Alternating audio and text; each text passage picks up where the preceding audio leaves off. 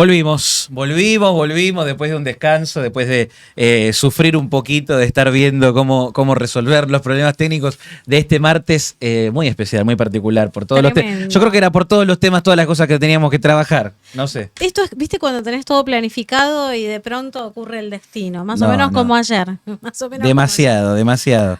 Pero bueno, ya llegó aquí nuestro flamante en este cambio de funciones, porque antes lo teníamos como memiólogo con el circo político, ahora está como productor de TV Pública con un programa especial Retropolítica. Si te hace acordar, a Canal Volver es plena coincidencia, y nos quiere hablar de Pancho I de Flores, ¿no? De Francisco I, de el historial político de Francisco. Algunos lo han tratado como armador político del peronismo, de alguna manera, armador espiritual del peronismo. ¿Es así? Bueno, vayamos viendo de dónde nace, de dónde surge todo esto. ¿Cómo le va, ingeniero? ¿Qué tal? Esa la estás repitiendo. Porque él me cambia todos los días de título. Tiene que buscarse otro. Tuvimos un presidente ingeniero, no sé. Claro. No sé. Te da chapa, ¿viste? Cuando te dicen ingeniero, o a los que son ingenieros, ¿verdad? Ingeniero, señor ingeniero, ¿viste? Como que le dan como un porte. ¿Cómo están, gustando, chicos? ¿Qué tal? ¿Bien? Muy bien. Estresados, pero divertidos. Estresados, sí. La verdad que ha sido una semana bastante heavy. Sobre todo más con, el lamentable fallecimiento del Papa Francisco, obviamente. Y bueno, un poco también era la idea, o surgió a través de esto, hablar un poco de él, pero no tanto de su vida personal y cuestiones más privadas, si así se quiere, sino más de su parte política, su vinculación con la política argentina, por supuesto en este caso, sus afinidades ideológicas con determinados sectores de la política argentina, a lo largo de su vida, más o menos. Sí. El Papa, digamos, siempre se lo tendió a vincular más con sectores más de izquierda, como podríamos decir, sobre todo en la Argentina con el peronismo. Muchas veces también se lo asoció con, sobre todo, gobiernos de izquierda de Latinoamérica, como el tema de Maduro, por ejemplo, donde en muchas ocasiones, como fue allá por 2019, cuando salió a hablar en contra, por ejemplo, de Juan Guaidó, por ejemplo, como presidente interino de Venezuela. O sea, es como que en muchas cuestiones el Papa es como que se mostraba cercano a todo este tipo de personalidades, este espectro más político, pero por otros siempre trataba como de retirarse un poco, ¿viste? Y siempre quedaba ahí como medio como jugando al centro político, por decirlo de alguna manera, diciendo, no, bueno, yo esto tampoco avalo todo lo que está pasando en Venezuela y demás cosas, y así. Es un papa que se animó a jugar políticamente. Exactamente, se ha animado a jugar políticamente. En escenarios internacionales y nacionales. De su propio país. Tal cual. Bueno, Bergoglio, nació en el año 36, en diciembre del año 36, ingresó en el año 58 a la Compañía de Jesús, jesuita, por supuesto. Posteriormente sería nombrado sacerdote en el año 69. 30 años después sería arzobispo de Buenos Aires en el año 98. En el 2001 sería nombrado cardenal, nada más ni nada menos que por Juan Pablo II. Hasta, 2013 que fue nombrado como papa, ¿no?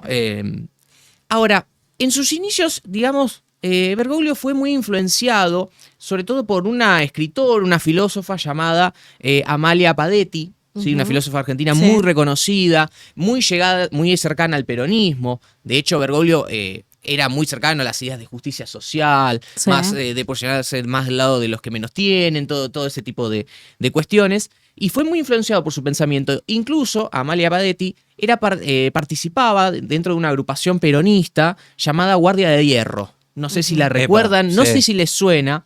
Era la que estaba vinculada con todo lo que estaba el Perón en el exilio, básicamente. Exactamente. Es una agrupación política bien peronista que surge en el año 61, por supuesto posterior al derrocamiento de Juan Domingo Perón del año 55, que básicamente lo que hacen es resistir contra los gobiernos dictatoriales o contra cualquiera que quiera proscribir al peronismo. Es como la base de resistencia del peronismo, ¿no?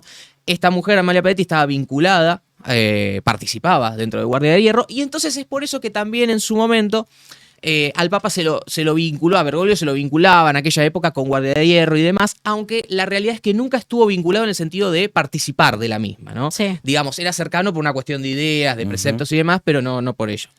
Después también, 10 años después, más avanzado en el tiempo, en el año 72, hay otra organización peronista, de muchas, que es más, hasta tuve que googlear para ver de qué se trataba, porque no es muy conocida. Se llama... Hay tantas, Sí. son las 62 y contando, Y ¿viste? contando. Se llama Organización Única del Trasvasamiento Generacional. Oh, Se llama así, esta agrupación peronista del año 72. ¿Sí?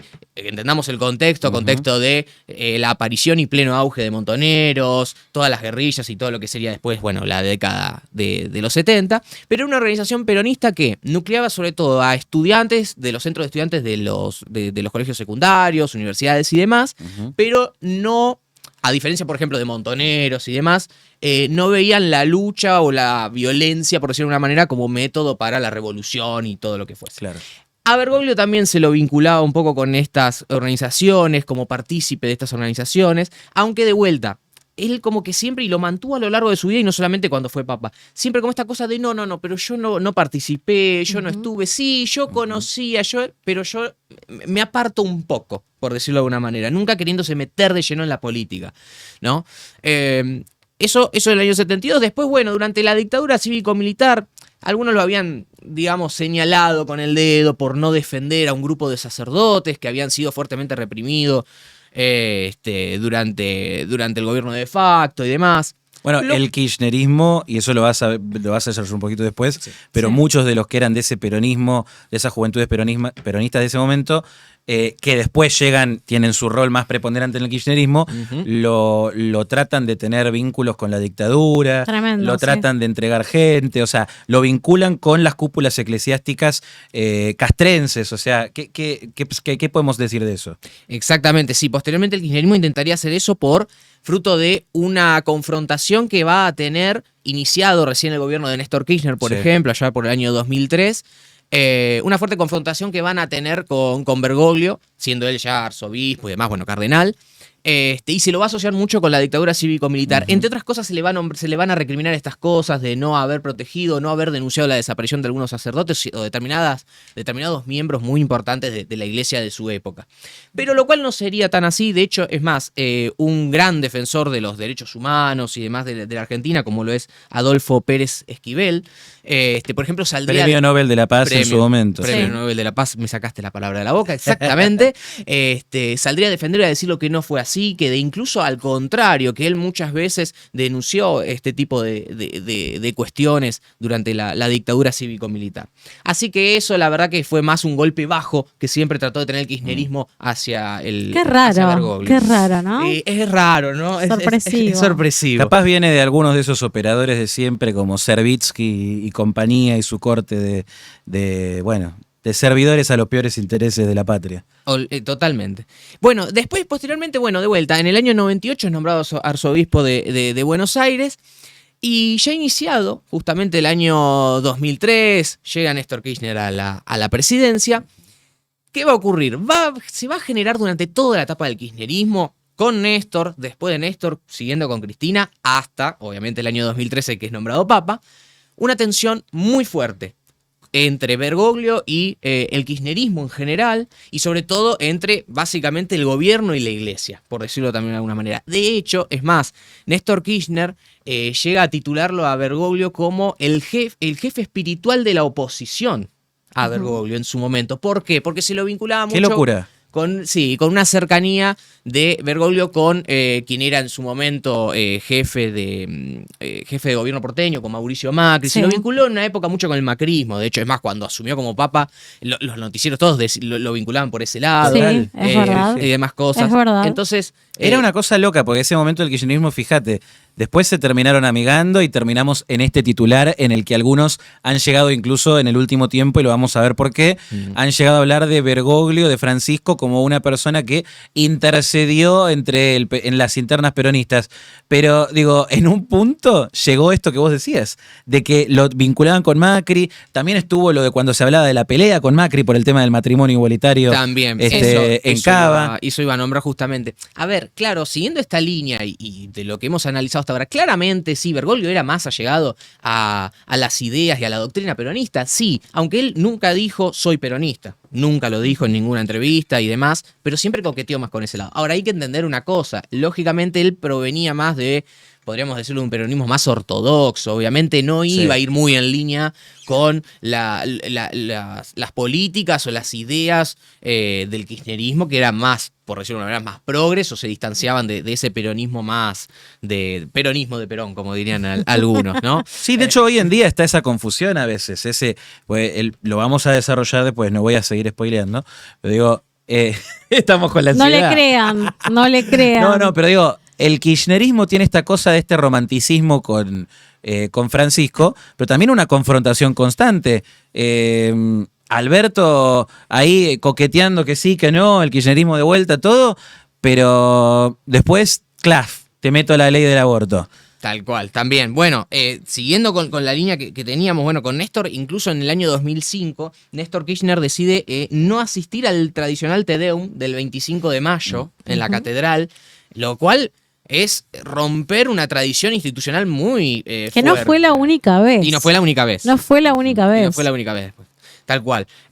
Lo cual después, bueno, Bergoglio también después en sus discursos se pronunciaría incluso en contra del kirchnerismo, en contra de sus modismos, sobre todo, de llevar la política y sus discursos y demás. Esto, por supuesto, se acentuaría también después, bueno, como bien vos mencionabas, primero en el año 2008, cuando con la 125 y demás, de hecho, Bergoglio se opone a toda esta cuestión, sale a hablar en favor de los productores rurales y demás, pero sobre todo el quiebre es con la ley de matrimonio igualitario del año 2010, donde, bueno, a ver, es entendible que Bergoglio, por su posicionamiento religioso y demás cuestiones, se posicionó en contra de aquello. Pero después termina flexibilizando. Después termina flexibilizando, pero bueno, en su momento sí es verdad que salió a hablar en contra, al igual que, bueno, muchos sectores de la iglesia, lo cual, pero de vuelta, yo siempre digo, no hay que juzgar con el dedo, porque, a ver, hay que ponerse en contexto, en época, y hay que ver también, a ver, obviamente una persona religiosa y demás, bueno, y más teniendo en cuenta 2010, chicos, o sea, hace un montón. Sí, parece que no, pero pasó un montón. Pasó un montón. Es normal, lamentablemente, nos guste o no escucharlo hoy en día, es normal que esas cosas sucedieran. Entonces, digo, pero eso marcó un quiebre muy importante en la relación con el gobierno, ¿no? Y sobre todo, de vuelta, con el gobierno y la iglesia, más allá de Bergoglio. Sí, la diferencia quizás con otras veces en las que el peronismo o el poder en general, pero el peronismo en particular, ha tenido como esta vinculación tirante de a veces estar bien con la Iglesia Católica y otras veces estar mal. Bueno, es que esta vez fue muy particularizada. No era la Iglesia Católica, era con el cardenal Bergoglio. Con la representación principal. No con nombre y apellido. No con Francisco, con Bergoglio. Sí. Con Bergoglio, tal cual. Bueno, en esos años también, sobre todo 2008, a través de un sacerdote muy cercano al Papa, a quien después sería el Papa Francisco, Bergoglio conoce a, por ejemplo, Juan Grabois, Gustavo Vera. ¿Qué edad tenía en ese momento? La verdad, habría que todavía. ver. Sí, de hecho, si uno Gustavo Vera mencionaste. También, exactamente. El que mencionaba Gustavo Natacha Vera, el de la causa, Natacha Hay. claro, el de la causa de pedofilia. Exactamente. Mira vos. ¿Qué juntas? Conoce, sí, después, bueno, también con Emilio Pérsico, todos, que siguiendo sobre todo más la línea de Grabois y Pérsico, fíjate que son todos líderes y dirigentes de movimientos sociales, de hoy en día los movimientos sociales, movimientos populares, como le llaman y demás, y él empieza a tejer una gran relación ahí, sobre todo con Grabois, fundamentalmente. De hecho, hay un montón de, bueno, Grabois lo ha ido a visitar muchísimas veces, Grabois es muy allegado a muchos sectores de la Iglesia Católica Argentina y demás, y ahí comienza una relación también. Sobre todo con los curas villeros. Con los curas villeros. Con los que con él construyó ese vínculo de estas organizaciones sociales, las que después salen denunciadas en algunos lados por el gobierno y demás. Se construyó ese vínculo ahí con muchos que están involucrados en el medio. Bueno, el señor también Pérsico, en un momento trabajaban más juntos con Grabois, después se fueron cada uno por su lado. Eso, acá está Gustavo Vera. Ese es Gustavo Vera, el que está ahí con Grabois y con, ¿no? Y después, y con Francisco. Tenemos una que está Bergoglio, bueno, con también. Ahí está. Esa, la que está con Pérsico. Fíjate que es jovencito, de verdad, Grabois también. Se nota la. A ver, chicos, desde lo que es la fotografía, la explicación es que como buen cristiano no se le niega, viste, el hijo pródigo, ¿no? Sí, claro. Se recibe a quien se arrepiente. El tema es que manga de rufianes nunca se arrepintió, Bueno, al contrario. Ahí vienen muchos señalamientos de vuelta con el dedo que le hacen a Bergoglio, ¿no? Por todo el contexto de lo que son en la Argentina los movimientos sociales, los hechos de corrupción que ya son harto conocidos, las grandes cajas de dinero y de recursos que maneja el Estado a libre disposición, libre discreción. Entonces muchos decían, bueno, pero ¿por qué el Papa se junta con esta persona? Bueno, eso fue otra de las cosas que siempre se le criticó al Papa en vida. También su alineamiento con estos sectores. Pero bueno, más avanzado en el tiempo, 2013 es nombrado, llega a ser Papa, llega al Vaticano y demás, y ahí, bueno, obviamente, segunda presidencia de Cristina Kirchner, obviamente no es, como dicho en criollo, no es boluda, y dice, bueno, yo no me puedo seguir llevando mal con claro, menos el hombre más importante de la Argentina. El hombre más importante de la Argentina, de la iglesia, de uno de los más importantes del mundo. Claro, pero en ese momento competía con ella, que era la más importante. Exactamente. ¿No? Entonces, ahí, bueno, comienza un cierto acercamiento, ella viaja al Vaticano a tener una reunión con él y demás, y entonces, bueno, hay como una cuestión más protocolar, más diplomática, si querés, de acercamiento de muchas líneas del kirchnerismo hacia el Papa Bergoglio, y también justificadas porque bueno, no, pero al fin y al cabo, Francisco también proyecta hacia el mundo nuestros valores de justicia social y de luchar contra la pobreza y la desigualdad en el mundo y el capitalismo salvaje. Entonces siempre encontraban alguna narrativa para justificar su acercamiento, pero la realidad es que el kirchnerismo siempre se llevó, no mal, pésimo con la iglesia y con Bergoglio. Me dio mucha bronca, ¿sabes por qué? Porque en esto de, bueno, vuelve la hija pródiga, ¿no? Enseñarme cómo usar un mate, por Dios, ese video, chicos. O para que Macri después también le regaló una cruz. Sí, bueno, no, bueno, pero la famosa reunión de los un 20 argentino minutos. que no sepa tomar mate, no sé, una estupidez, sobre todo Bergoglio, ¿no? Pero sí, fíjate qué loco, porque vos podés recibir a la persona que se equivocó y decir, bueno, se le da una nueva oportunidad, pero cuando se le acerca a Macri, el tipo, o sea, viste, me quiero ir, una cara de traste. Y con Cristina, con pocas personas en el mundo estuvo tantas horas hablando como con Cristina. Individualmente en cada una de las reuniones y en total. Con Macri estuvo literalmente 20 minutos. Sí.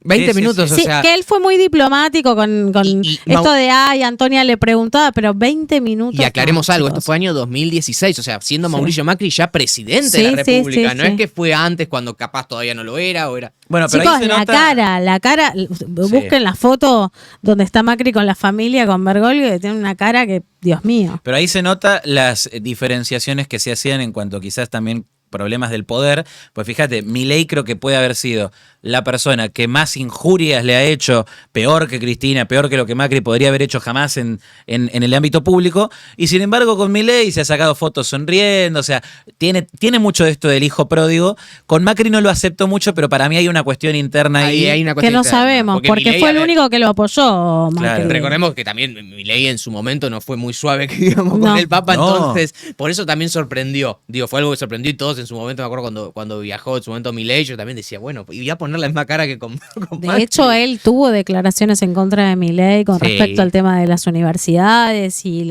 las inversiones y demás, Bueno, y para ir cerrando, lo último, esto de que decimos de que algunos lo han tratado de armador del peronismo o de reconciliador del peronismo, porque han dicho que él tuvo algo que ver en que algunas partes se puedan acercar. En su momento decían, Duhalde se reconcilió con Menem gracias a Bergoglio, tal se reconcilió con tal gracias a Bergoglio, o ya cuando era Francisco. Entonces, ¿qué rol podemos atribuirle en esa entelequia?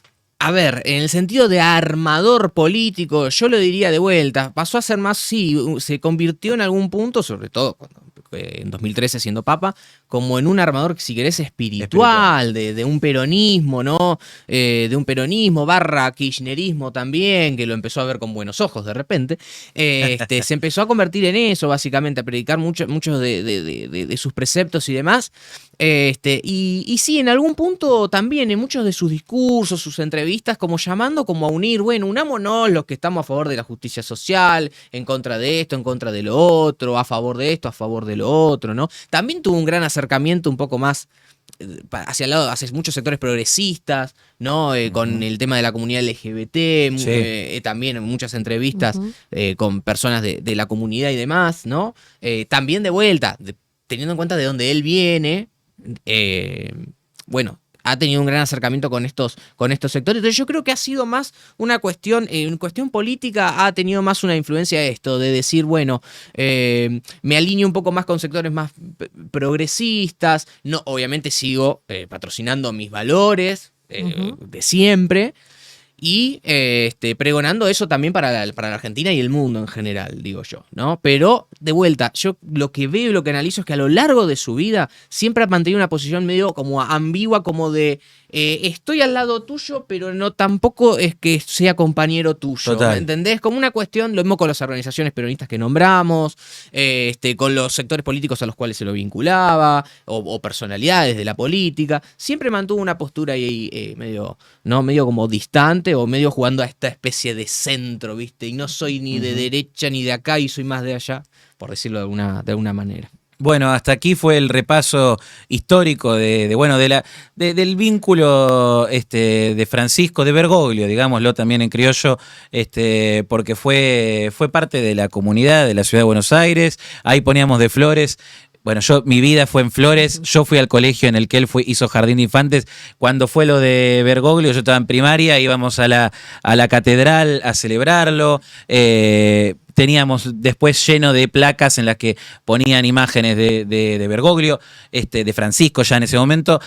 Hoy en día, si vas al Colegio Misericordia de Flores, histórico colegio de esa zona, Sí. tenés un banner gigante de Francisco que dice lo miró con misericordia y lo eligió.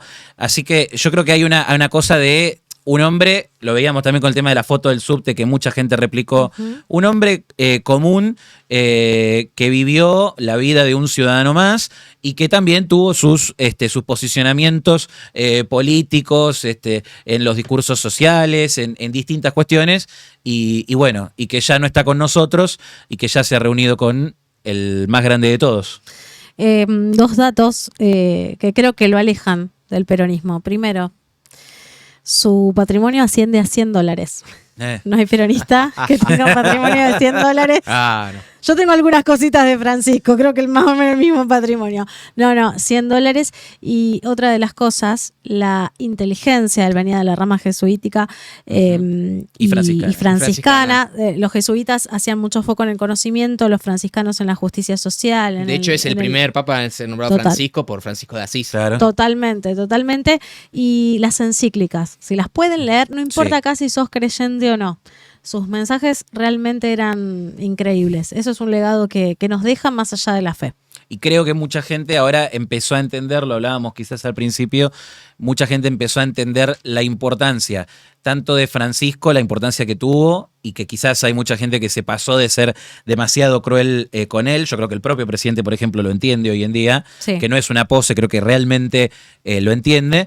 Pero mucha gente le pasó eso, que empezó a decir, che, yo capaz fui muy cruel con mi enseñanza católica, con mi tradición, con mi raíz católica, porque recordemos esto, muchos de los argentinos tenemos raíces católicas. Es un país que no por nada en la Constitución hablamos del sostenimiento del culto católico apostólico romano, es una nación principalmente católica y eso está enraizado también en nuestros valores, en nuestra idiosincrasia, en nuestras tradiciones, en mucho de nuestra cultura. Entonces es revalorizar a el argentino más importante que hemos tenido y probablemente que podamos tener en toda nuestra historia por el efecto que ha hecho espiritualmente en todo el mundo y poder también ver todos los aspectos de su vida y las distintas cosas y discutirlas sanamente, pero bueno. Veremos ahora qué es lo que pasa. Hablando de esto que decías de las internas ahí. Pancho fue inteligente. Pancho, para los amigos, y ya hay como, vos ves el hemiciclo, entre comillas, de los cardenales, y bueno, la mayoría son elegidos por él. Yo creo que nos gana la argentinidad de que porque hay 4 cardenales en el cónclave, ¡ay, el próximo papa va a ser argentino! Chicos, no somos el centro del mundo, o sea, somos los mejores, pero no el centro del mundo. No, en serio.